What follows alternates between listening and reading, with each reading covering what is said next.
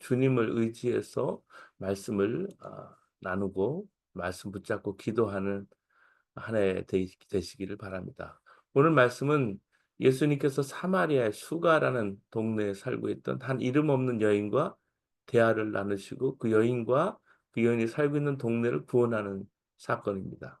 그런데요, 읽어주신 본문 1절이 본문의 내용과는 별로 연결되지 않는 것으로 보여요. 그렇지만 사실은 대단히 중요합니다. 예수의 제자 삼고 세례를 주는 것이 요한보다 많다라는 말을 바리새인들이 들을 줄을 주께서 아신지라 이렇게 말씀해 주고 있습니다. 예수님이 제자를 삼고 세례를 주는 것이 세례 요한보다 많다라는 말을 바리새인들이 들었다는 것을 배경으로 알고 있지 않으면 요한복음 4 장의 사건이 뭘 말하는지 모르게 되는 겁니다. 우선 요한복음 4 장은 그 위치가 어디에 있는가부터 가 그 메시지의 시작입니다. 이것은 요한복음 3 장의 사건이 뭔가를 살펴보라 알 수 있어요. 요한복음에 무슨 내용이 있느냐 물으면 당연히 요한복음 3장 16 절이라고 말할 것입니다. 그러나 그것은 결론이고 사건으로 말하자면 니고데모의 사건이 있어요. 그러고 나서 4 장에 사마리아 수가 동네 한 여인의 구원 사건이 나옵니다. 여기 3 장과 4 장의 두 사건은 서로 좋은 대조를 보여주는 이야기입니다. 3 장의 니고데모 사건과 4 장의 수가성 동네 여인 사건은 우리에게 참으로 중요한 기독교의 본질을 보이시기 위한 배려라고 볼 수 있습니다. 왜 그 많은 예수님 행적 중에 하필이면 니고데모의 이야기와 사마리아 여인의 이야기를 그것도 3 장과 4 장에 연이어서 시리즈로 기록했는가 하는 점은 그냥 스쳐 지나가서는 안 되는 겁니다. 거기에는 이런 뜻이 있어요. 3 장에 기록된 니고데모가 예수님을 찾아온 이야기를 통해서 우리의 구원이 나로 말미암아 되어진 결과가 아니라는 것을 말하고자 하는 겁니다. 다시 말해서 인간이 구원을 얻기 위해서 하나님 앞에 꺼내 놓고 할 일이 아무것도 없다는 사실을 지적해요. 이렇게 우리의 구원을 위해서 우리가 해야 할 일이 도무지 없다면 어떻게 우리가 구원을 얻을 수 있는가? 그렇게 질문할 수 있죠. 여기에 대해서 요한복음 3장 16 절에 말합니다. "그래서 내가 너희를 사랑하여 너희 죄를 지고 대신 죽으러 왔노라." 선언하시는 거예요. 그러므로 요한복음 3장 16 절은 니고데모 사건의 결론입니다. 하나님께서 우리를 찾아오셨다라는. 여러분 이어서 요한복음 4 장의 사건은 이 하나님의 찾아오심이 얼마나 구체적이고 감격스러운지를 설명하는 이야기예요. 구원받을 아무런 자격도 조건도 없고 예수를 원치도 않고 그의 필요성을 느끼지도 않는 여인에게 친히 찾아가셔서 구원을 베푸시는 사건을 이 사실을 보여주고 있어요. 예수님을 찾아왔으나 거절당한 니고데모와는 대조를 시키고 있습니다. 하나님의 찾아오심이 어떠한 의미를 갖고 있는지 보여주는 그런 이야기예요. 요한복음 3장 4 장에 예수님을 만난 두 명의 사람 이야기예요. 여러분 잘 알다시피 한 명은 니고데모이고 다른 한 사람은 오늘 말씀 4 장의 주인공인 사마리아 수가성 여인입니다. 이 두 사람을 가만히 살펴보면 참 재미있어요. 근데 달라도 너무 달라요. 니고데모는 예루살렘에서 살았어요. 바리새인이었고 유대인의 지도자였습니다. 남자였어요. 지식 있는 사람이고 사회적인 덕망과 지위가 있는 사람이에요. 반면에 사마리아 수가성 여인은 어떻습니까? 사마리아 지역에 살았어요. 여자입니다. 이름도 없어요. 남편이 5 명이었고 지금은 동거하고 있어요. 딱 들어만 봐도 확연하게 다르죠. 근데 모두 다른 것은 아니었습니다. 공통점이 있어요.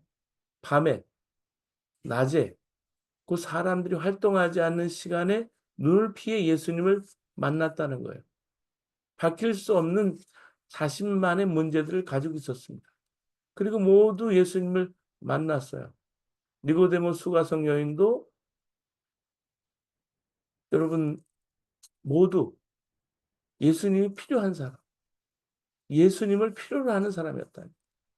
사회적인 신분, 지위, 어디에 살고 뭘 하는지 중요한 게 아니란 그런 사실이에요. 모두가 예수님을 만나야 했다는 사실. 예수님이 찾아오신 그 구원의 사건을 체험했다는 사실입니다. 여러분, 우리는 어떻습니까? 우리도 차마 말할 수 없는 저마다의 문제와 상처와 아픔들을 가지고 있지 않습니까?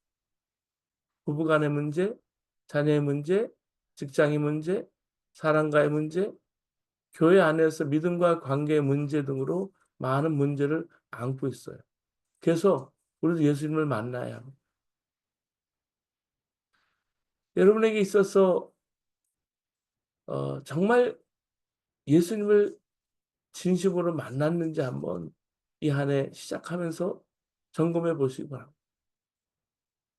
지금 가장 큰 문제, 빈자리는 예수님의 십자가 사랑이 처음에 믿어지지 않는다는 것이었어요.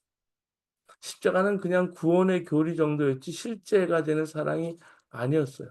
내 마음에 오신 예수님을 믿을 수 없었어요. 그건 믿음의 성장 단계, 성숙 단계에서 한 번쯤 겪는 문제 아니야? 하고 생각하는 분도 있을지 모르겠어요. 근데 그게 사역자라면 달라요. 먹고 사는 문제보다 더 심각한 문제예요. 저는 모태신앙입니다. 하지만 십자가 사랑은 지옥 가기 무섭고 천국에는 가고 싶고, 그래서 붙잡고 있었던 도피처였어요. 내 생각과 이성적인 판단에 이해가 되지 않으면 다 거짓말이라고 여겨졌어요. 아니면 옛날 시대 한 믿음 정도로만 치부해 버렸어요.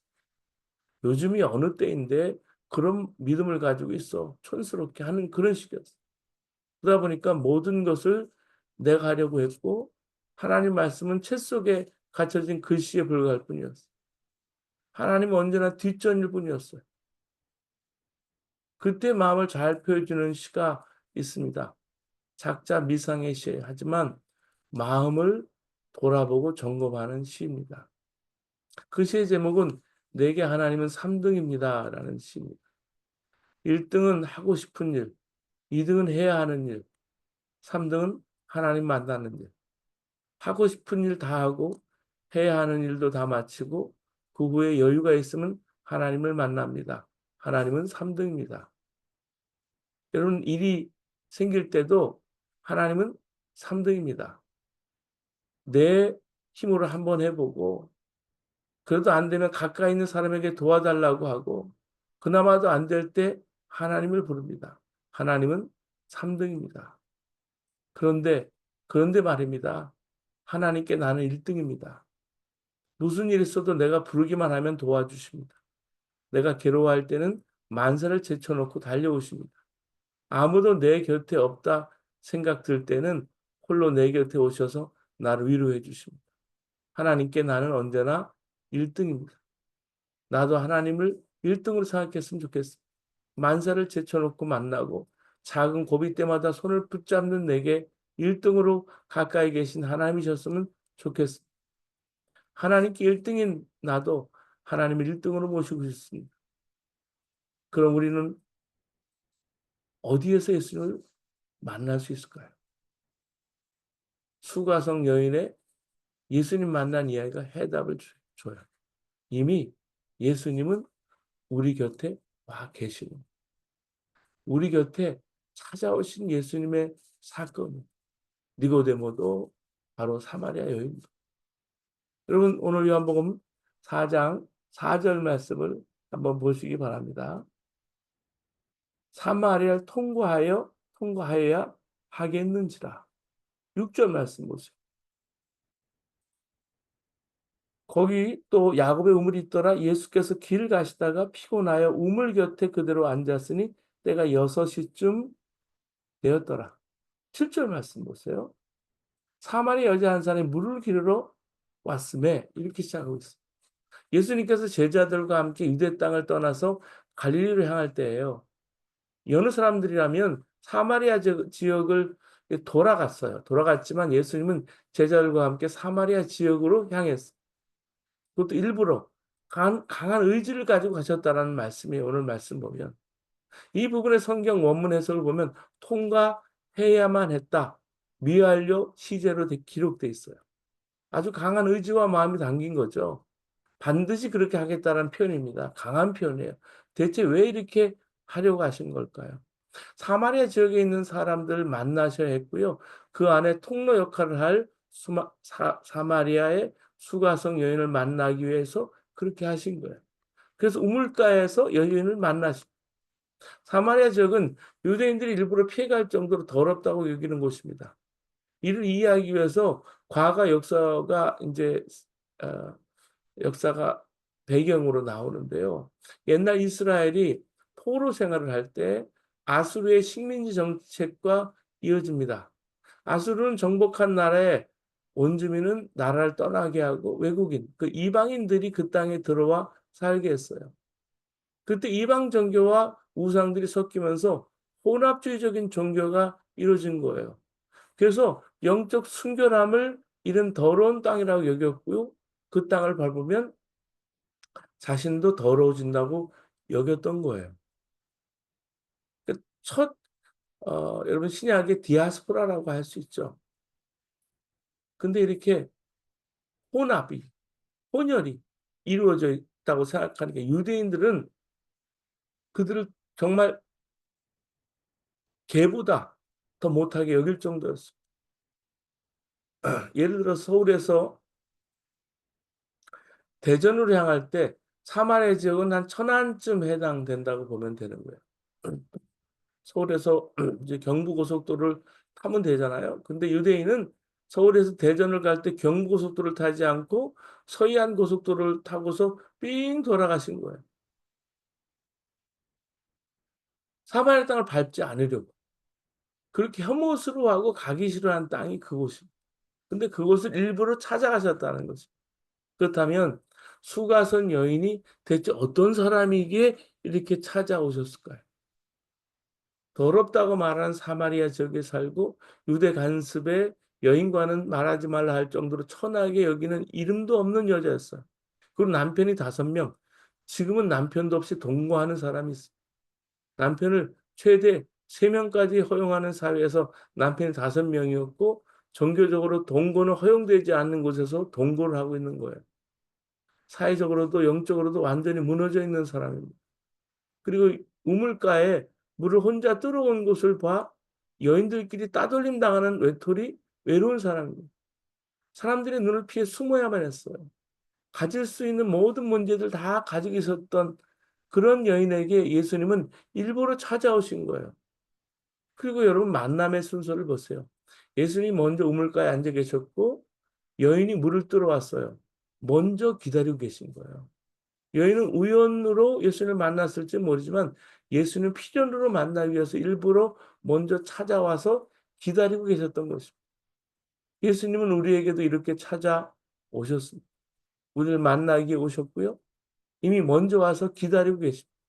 이 새벽에 우리가 찾아온 것처럼 보이지만 먼저 찾아오셔서 이 우물가에서 우리를 기다리고 계셨다는 말씀.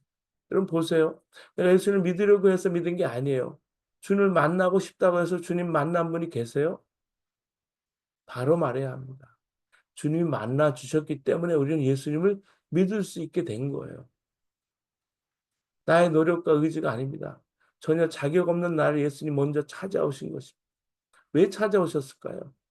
실패하고 소위 세상의 눈으로 볼 때 무너졌다고 하는 사람들이라 할지라도 다 하나님의 자녀고 구원의 복음을 들어야 하는 사람입니다. 사람들의 손가락질 당하는 수가성 여인이라 할지라도 실패해서 좌절하는 자격 없는 나라고 해도 모두에게 찾아오신 겁니다. 이것이 바로 우리 아버지 하나님의 사랑이고 예수님 십자가의 사랑입니다. 사랑하는 여러분, 2025년을 시작하는 이 지금 이미 우리들 곁에 먼저 주님 와 계십니다. 우리가 작고 연약한 모습으로 실패와 낙심으로 주저앉아 있다 할지라도 하나님의 눈으로 볼 때는 여전히 사랑스러운 자녀요. 예수님과 맞바꿀 만한 정말 존귀한 존재인 것. 바로 여러분이 그렇습니다. 근데 자꾸 낙심해서 포기하고 절망에 빠지려고 합니다. 자살 소식이 줄지어요. 여러분 얼마나 많은 사람들이 자살을 하면 또 영향을 받는지 몰라요. 내가 어떤 존재인데 왜 목숨을 끊습니까? 정말 안타깝기 짝이 없어요. 그런 내 모습이라 할지라도 그런 나를 위해서 주님 먼저 오셨고요. 지금 곁에서 나를 보고 계신데, 춘천 마라톤 풀코스 도전한 김호규 씨의 이야기예요. 마치 예수님께서 우리들을 향한 마음과도 같습니다. 그가 달리는 이유는 어디 6년째 난치병으로 힘겹게 투병하는 큰딸에게 희망을 주기 위해서였습니다. 마라톤에 입문하고 2개월 뒤에 20km가 넘는 거리를 이를 악물고 달렸고요. 4개월 만에 풀코스 42.19km를 도전했습니다. 그때 상황을 말하는데 30km를 지날 때 허리 아래가 완전히 없어진 느낌이었고 38km 지점에선 다리에 쥐가 나서 도로 위를 대굴대굴 굴렀다고 합니다. 너무 고통스러워서 저도 모르게 나고자를 태우는 버스를 찾게 되더라고요. 그때마다 딸아이 얼굴이. 그래서 이를 악물고 결승전을 넘었다. 4시간 59분 42초 만에 완주했다. 거의 남들에 비해 2배 가까운 시간이었다. 엉엉 울었다. 그리고 휴대전화를 찾아 집에 누워있는 딸에게 전화를 걸었다. 아빠 해냈다.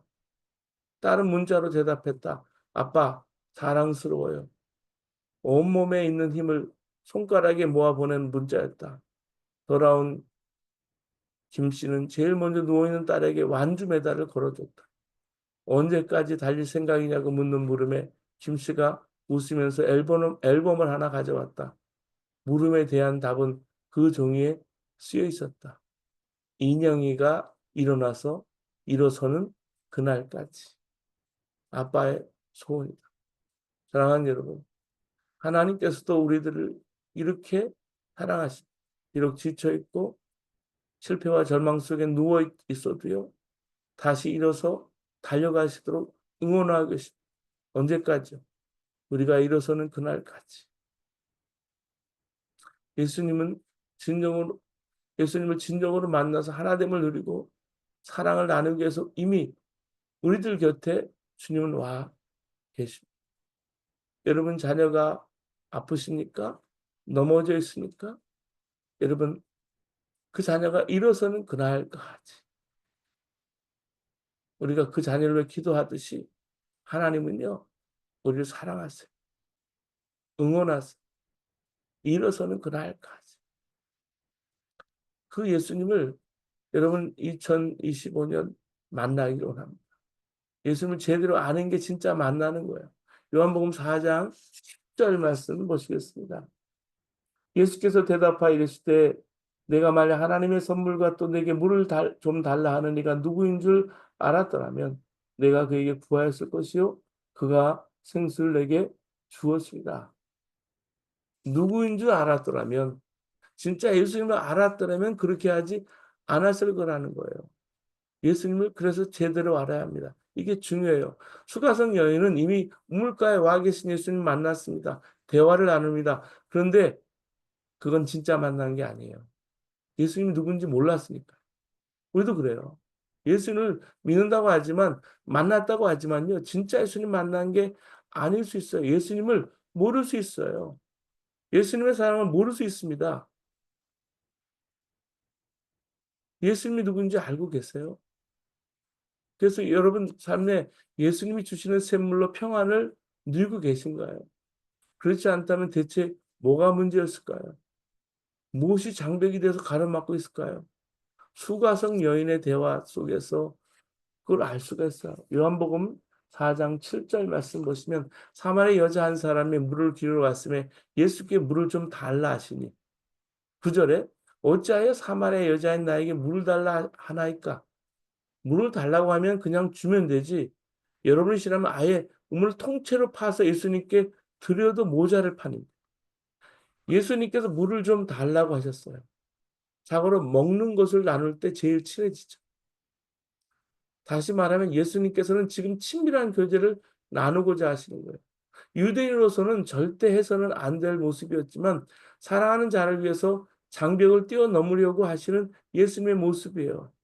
그런데 수가성 여인은 마음의 여유가 없습니다.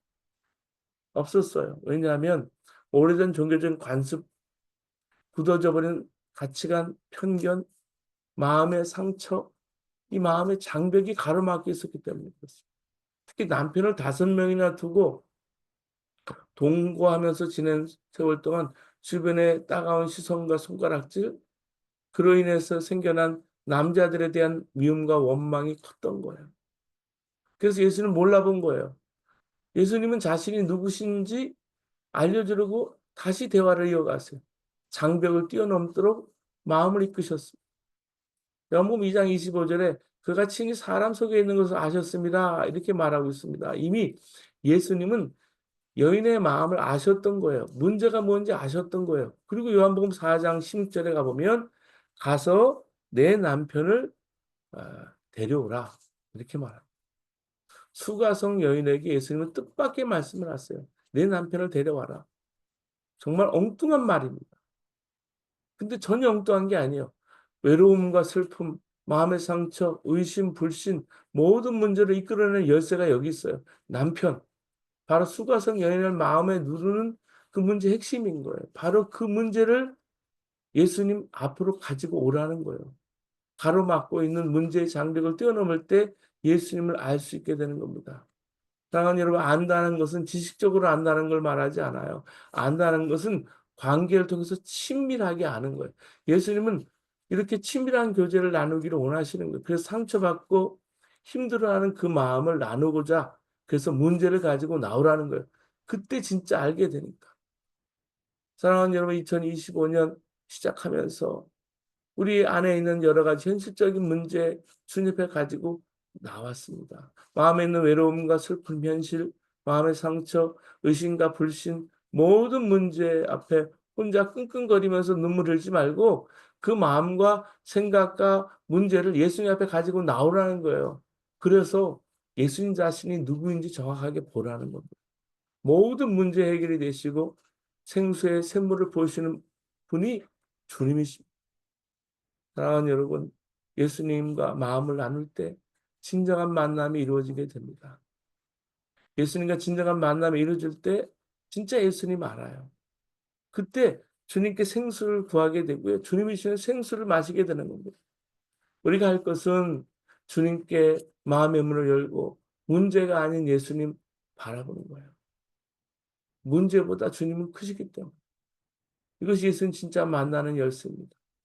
우리에게 있어 문제가 되는 마음의 장벽, 뛰어넘어서 예수님을 알기 위해서 내려놓아야 할 것이 뭘까요? 기도할 때 이성적인 판단, 이해만을 고집하는 교만이었어요. 그래서 이 교만의 문제를 주님 앞에 내려놓았어요. 믿고 싶어도 믿어지지 않고 불신과 의심에 사로잡힌 이 마음을 주님께 내려놓는 거예요. 우리가 예수님을 여러분 바라볼 때 어떻게 바라보는지.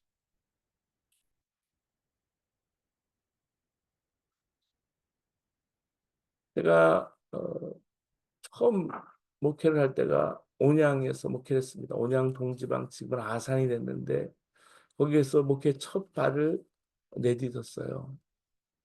예수님의 십자가의 사랑, 나를 부르신 하나님의 은혜, 그것이 사말이었기 때문에 그 십자가에서 하나님의 사랑을 경험하고 나서 부른 곳이 그곳이었어요. 그땐 결혼도 하지 않았고 연고지도 하나 없는 곳이었어요. 1년이 지나고요. 아내를 만나서 결혼을 했는데 화장실은 밖에 있고 재래식이었어요. 문을 열면 교회고 문을 열면 사택이에요. 앞에는 논이고 뒷산은 절이 자리 잡고 있었어요. 그래서 신혼생활과 목회생활을 했어요. 그러나 오가면서 제가 생활할 때마다 불평과 원망이 나오는 게 아니라 감사였어요. 예수님이 함께 하셨어요. 그것이면 내겐 충분했어요. 목회의 첫 시작을 더 물질이 아닌 십자가 붙잡도록 주님이 허락하신 훈련이었기 때문에 그곳에서 벼랑 끝에서는 훈련도 하게 하셨어요. 마음을 주님께 열고 모든 상황에서 주님 바라보니까 감사와 고백으로 바꿔 주셨습니다. 지금 주님은 저 여러분 곁에 이미 와서 기다리고 계십니다. 물을 좀 달라고 하시면서 친밀한 교제를 요청하고 계십니다. 이제 여러분이 선택할 차례예요. 주님께서 사랑스러운 목소리로 지금도 말씀하고 계십니다. 아가서 2장 10절에서 14절 말씀이에요. 나의 사랑하는 자가 내게 말하여 이르기를 나의 사랑 나의 어여쁜 자여 일어나서 함께 가자. 겨울도 지나고 비도 그쳤고 지면에는 꽃이 피고 새가 노래할 때가 이르렀는데 비둘기의 소리가 우리 땅에 들리는구나. 무화과 나무에는 푸른 열매가 익었고 포도나무는 꽃을 피워 향기를 토하는구나. 나의 사랑 나의 어여쁜 자여 일어나서 함께 가자. 바위 틈 낭떠러지 은밀한 곳에 있는 나의 비둘기야 내가 네 얼굴을 보게 하라. 내 소리를 듣게 하라. 네 소리는 부드럽고 내 얼굴은 아름답구나. 사랑하는 여러분, 바위 틈 낭떠러지와 같은 은밀한 곳에서 혼자 이렇게 힘들어하고 계신가요? 지금 바로 당신을 위해서 주님은 나의 사랑, 내 어여쁜 자라고 하시며 함께 2025년을 함께 가자고 손 내미십니다. 주님을 향해 마음을 열고 주님을 바라보며 함께 나아가지 않으시겠습니까? 우리 함께 이 시간 말씀 붙잡고 여러분 기도하기로 합니다. 조용히 머리 숙여서 생각해 보시기 바랍니다. 나는 과연 나의 모든 것을 그리스도께 구하고 있습니까? 주님은 나의 힘이고 나의 능력이고 나의 해결인 것을 믿고 있습니까? 이 모든 것을 제대로 갖고 있는지 아닌지 구별하는 방법이 있어요. 그건 다른 사람과 나를 어떤 차원에서 비교하고 있느냐 하는 것입니다. 이 시간 기도하시기 바랍니다. 나의 나된 것은 오직 주님의 은혜입니다. 고백하시기 바랍니다.